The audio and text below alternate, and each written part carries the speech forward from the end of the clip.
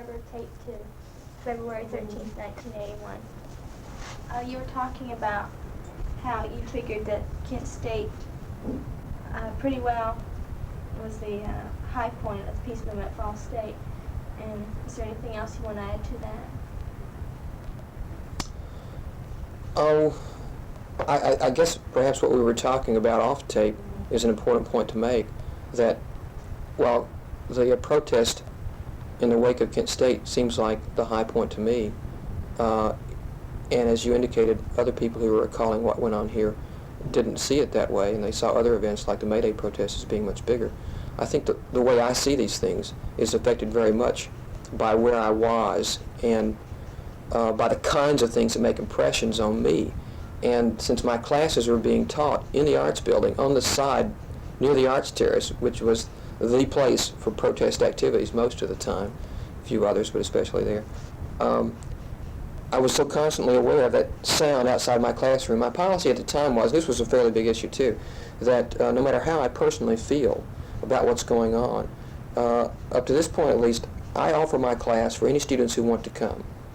And I don't boycott classes and stay away because I feel a professional obligation. In keeping with my belief in academic, what am I trying to say? What's our catchphrase for academic freedom? Not that. Anyway, my academic policies are that I will stay and teach, and then if people want to come, they come. If they don't want to come, then some professors would say, okay, you're going to lose grades. I didn't do that. I told students to make their own decision about coming to classes, but I would be there for any who wanted to come and be taught. Since I was doing that, I was there in the classroom all the time, hearing the songs and hearing the speeches, but mainly just hearing the crowd sounds and chants and that kind of thing occasionally. And I would leave class and walk across the edge of Arts Terrace, and again, I'm thinking mainly about the days just after Kent State, and would see that crowd of people there most of the days. At least that's the way I recall it, that there was almost always a lot of people out there, sitting around, standing around, wearing black armbands in protest. And then I'd go to the Student Center, and there would be a booth there. They'd be handing out black armbands, and some student would say, 5,000 people, 6,000 people have taken armbands to wear in protest. Well, you know, those were big numbers. And it could be that compared to other Indiana schools, Ball State sent an awful lot of people to Washington in the May Day protest. But we didn't send 5,000, and so, you know, that kind of event where so many people are out physically demonstrating their position on that issue, that made a real impression on me, being so close to it in the Arts Building. There were a lot of other things that happened that that seem important, that I suppose will come out somewhere in this kind of study, like the protest that was held in front of the Arts Building, not the Administration Building rather, which was ostensibly going to involve the burning of a dog. And this was advertised in advance, and the students who were doing this were making it clear that we just want to let people know that getting burned, as with napalm in Vietnam, is a horrifying thing. So we're going to burn this dog to show just how horrifying burning a living creature is. And they were making it clear that we are going to burn a dog, and in Vietnam they're napalming all kinds of people, including little children. There was never any intention of burning the dog, and I can't understand how people, if they did believe it, could really believe that they were going to burn a dog. But there was a horrified reaction to that, and it just came out in letters to the editor and some people who came to the demonstration. Nice, as I recall it, a nice warm sunny day, and I think in the spring of '72. I left a class over in East Quad, which was in the old Science Building, and had heard all the noises over there, and so I went over and stood there for a while to listen to what was going on. People were talking about, the speakers were up talking about what they were trying to say, about how we're horrified by dog burning, we're not horrified by child burning in Vietnam. And that this didn't make sense to them. And people in the crowd, you know, they weren't even hearing that. They were saying, how can you do this? How can you be so cruel? How can you burn that little dog? They weren't even hearing anything about children.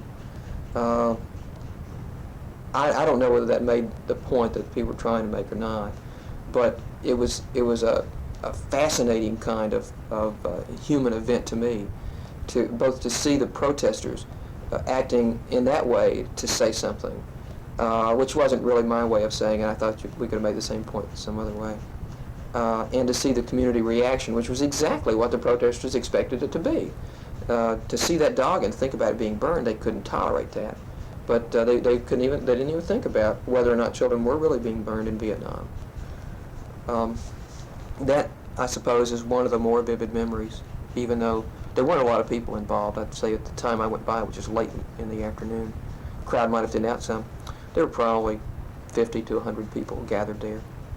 I can remember other things like the students digging a grave in front of the ad building. I can't remember the details of what all that was about, but they were saying, you know, we're killing and burying people in Vietnam, and we want to make you see it here. Had a friend who was, I don't know whether this story has come out anywhere else or not, another professor who felt probably about as strongly against the war as I did, maybe even a little stronger if that's possible, but who expressed his opposition in a different way. He decided that he would become an anti-war Republican candidate for representative from the 10th Congressional District. And this person is a liberal Democrat now, who voted for, I think, for Eldridge Cleaver or somebody back in one of the earlier elections as a protest. He thought Hubert Humphrey in '68 was just too conservative for him. But he registers as a Republican and ran against David Dennis in the congressional primary as a protest. And of course he was just doing it it was a little bit like what the Yippies were doing. You do something crazy to make a very serious statement. And so he was doing something crazy to make a very serious statement against the war. So he was playing the role of a Republican, and sometimes would say things that sounded like conservative Republicanism. But then when he would talk about the war, he was passionately against the war, and he would make that clear. And so he was interviewed for the paper. They took a picture of him, and as part of his role play, he wore these wire rim glasses, huge wire rim glasses, but didn't have any glass in them. He just put on these wire rims and was being interviewed by the paper, and they took his picture and had that in Muncie Star Press, one or both. I still have the clipping at home. And he was interviewed on Channel 49. He and David Dennis were both on there, and they had a call-in interview. And so he passed the word among his friends, you know, to be sure and call in and ask questions, and ask questions that would give me a chance to say what I want to say. And so we did that. You know, we had people all over town by the phones dialing hard to call in and raise these questions that would give him a chance to use that TV forum to say to the Muncie community what he wanted to against the war. And it seemed that at least some parts of Republican official Muncie was unaware of this being a kind of zany way of protesting the war. Maybe they knew, maybe they didn't, but I didn't see any indication that they really understood what he was doing. But that's what he was doing. And so we had bumper stickers for him. And his name is David Kamens. I think I'll have to mention that. His last name is K-A-M-E-N-S. And his bumper stickers, I think, were Kamens for Congress. And he spelled Congress with a K. Well, that too was a protest because a lot of the anti-war people were spelling America with a K. It was K-A instead of C-A. And I'm not sure exactly what all the implications were meant to be. I know people took this as a slur on America and the flag, and I think the protesters didn't mean it exactly as that. They did mean it as a powerful statement against what the country was doing at the time. And so that's what Congressman Kamens' bumper sticker also meant. And he had some big campaign buttons made up. His friends contributed, you know, quarters and half dollars and dollars to this thing, and it cost him something like $100 or $200 for the whole campaign, and he made a profit on it, and he had made it clear from the beginning he was going to give his profits in the campaign to Martin Luther King Foundation, which he did, which was another part of his statement on where he stood on issues. It was a really interesting kind of event, and I remember the night of the vote. I think he got almost 2,000 votes, and it was swamped, as we knew he would be. You know, we expected a few hundred votes maybe. He got nearly 2,000. I think David Dennis got something like 10 or 15 or 20,000. Huge number compared to David Kamens. But we had a victory celebration at our house. We were there watching the returns, and you know, every vote that would come in, we would cheer it. And I made up this huge sign for him, which was a big picture of a pink elephant. And I drew this little flea crawling up the elephant's leg, waving a flag, and that was it was this, and his face, the face of the flea had a huge bushy beard on it, which was meant to look like David Cameron's. And so I was trying to say something about the size of his opponent compared to him, at least in electoral strength. But it was still victory to us, so we celebrated real big that night that he had, quote, won, because he had won. He had said something against the war in his own kind of way, and it was a good release to do that. His campaign button, which was considered to be offensive, and this had been done elsewhere with similar campaign buttons, it read in words from top to bottom, "Freedom under Congressman Cammons." And the words were spelled out something quite offensive to people at the time. And I heard that a young woman wore this campaign button to class, and I don't know whether she was doing it just for kicks or because it was a big white button with green letters, or because she wanted to be party to this kind of protest against the war. And I was told by someone the professor looked at that button and told her to get out of class. I don't want anybody in his class like wearing something like that. Little sidelights like that were an important part of the story at times. It kind of helped you keep your sanity to be a little bit crazy in that way.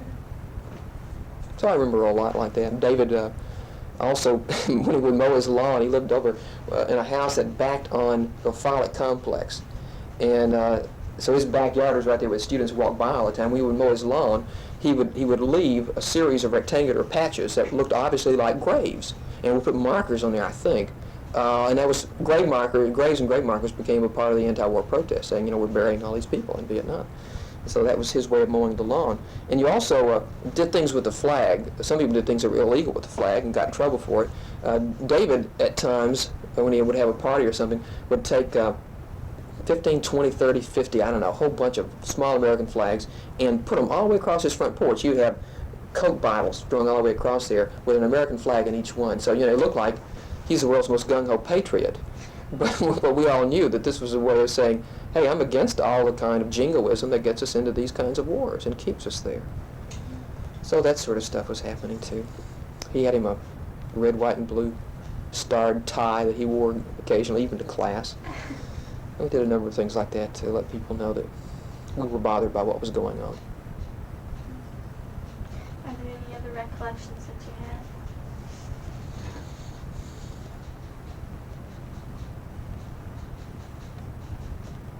No, I can't think of anything important about what was happening then. I can remember one of the Berrigan brothers, Dan Berrigan, I believe, came to Muncie, which is rather unusual. You know, he was one of the best-known anti-war figures in the country. He came because he had a personal connection with Father Ron Voss and some people like that, and they contacted him, asked him to come. And so he did. He spoke in Emmons Auditorium, I believe.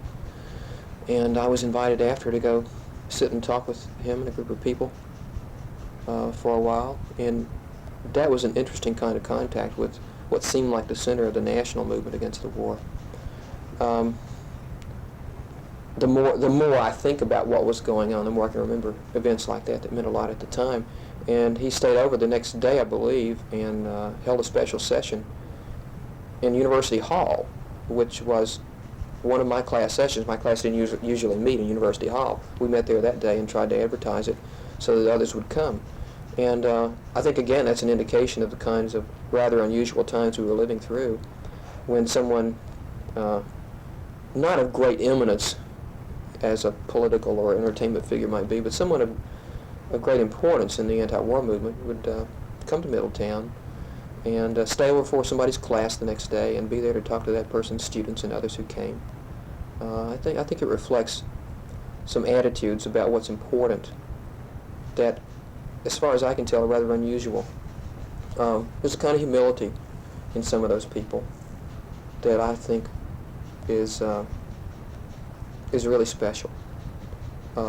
Just because I'm Dan Berrigan doesn't mean I'm too important to stay over for somebody's class at 10 o'clock Wednesday morning. I'm not important enough to stay away from a place like Muncie. I go there too. And the same is true, I guess, of people like Rennie Davis. And I'm not trying to make them into heroes. I'm just saying that their attitudes were rather different from what I suspect most people's are when they become prominent in any kind of movement. There's some really vast values changes that were taking place at that time. I was born in the South, and I started out a racist like most, probably all white Southerners do nearly, and like I think most Americans are to some extent. I started changing pretty rapidly in my high school years, which was back in the 50s. I graduated from high school in 55. I started becoming politically liberal with vacillations back and forth through the late 50s and early 60s.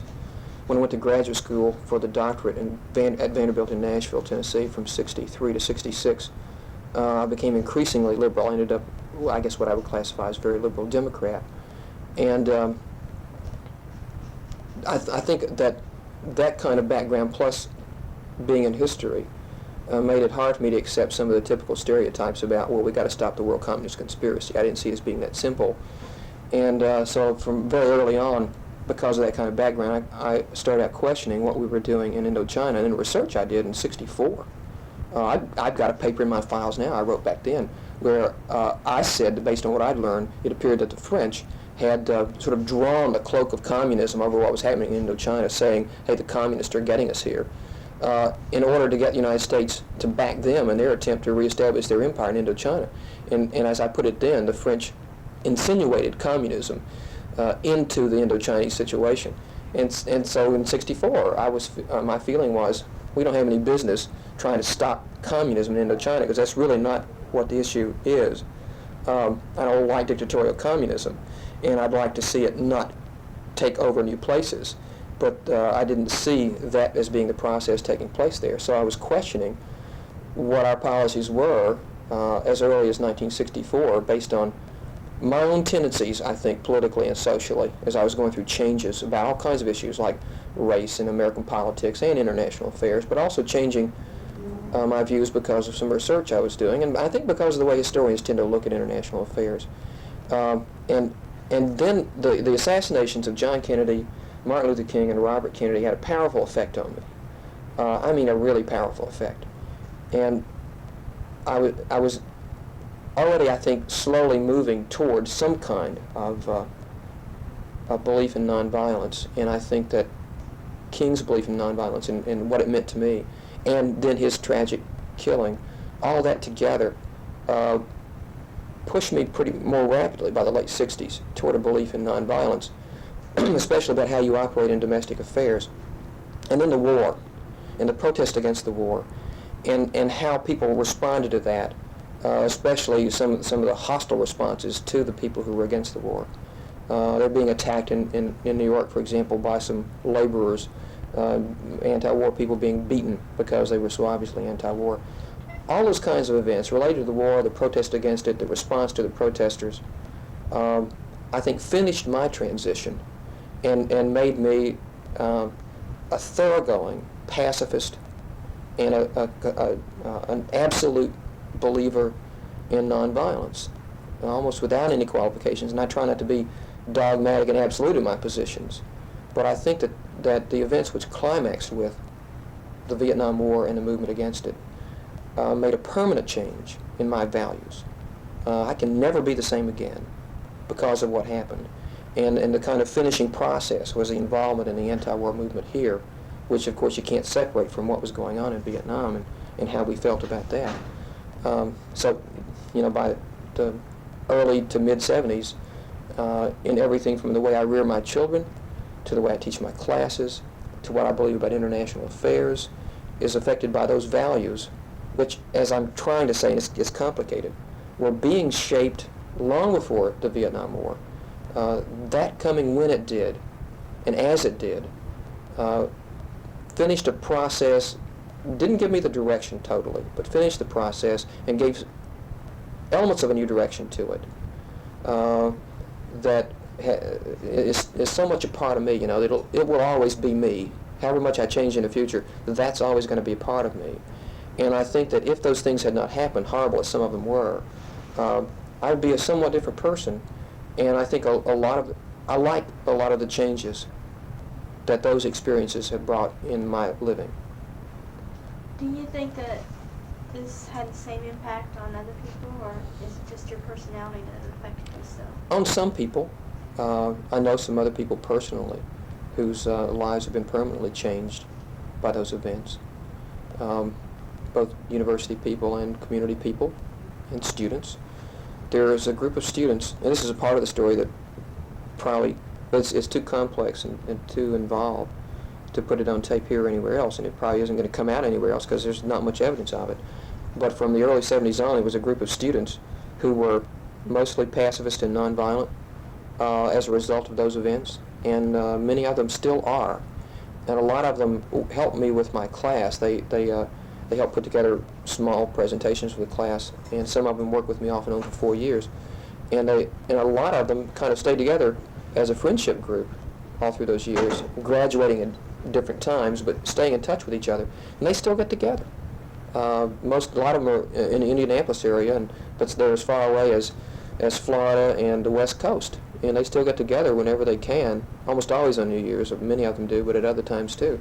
And they become like a surrogate family. And I think that they were drawn together by attitudes that were affected very much by that war. So I think that they were changed, and changed profoundly by those events, just as I was, with a lot of different elements involved in their changes, because they came to it with different experiences and attitudes than I did. But it drew us together. But